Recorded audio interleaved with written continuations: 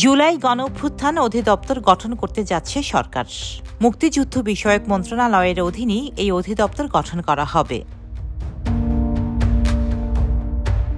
আজ বুধবার 18 ডিসেম্বর মুক্তিযুদ্ধ বিষয়ক মন্ত্রণালয়ের উপদেষ্টা ফারুকী আজমের সভাপতিত্বে মন্ত্রণালয়ের সভাকক্ষে জুলাই গণঅভ্যুত্থান অধিদপ্তর প্রতিষ্ঠায় আন্তঃমন্ত্রণালয়ের এক সভা অনুষ্ঠিত হয়।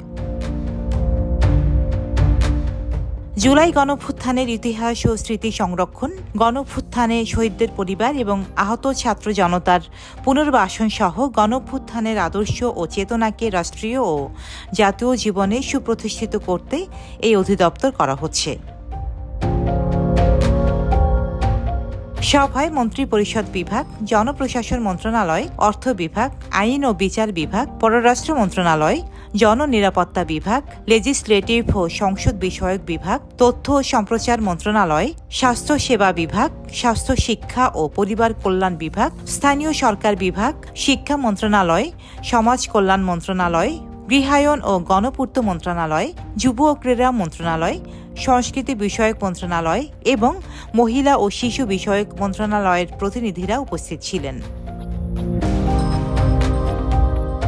এছাড়াও মুক্তিযুদ্ধ বিষয়ক মন্ত্রণালয়ের সচিব ইসরাত চৌধুরী সহ মন্ত্রণালয়ের ঊর্ধ্বতন কর্মকর্তারা উপস্থিত ছিলেন। ডেস্ক রিপোর্ট, সাম্প্রতিক দেশকাল।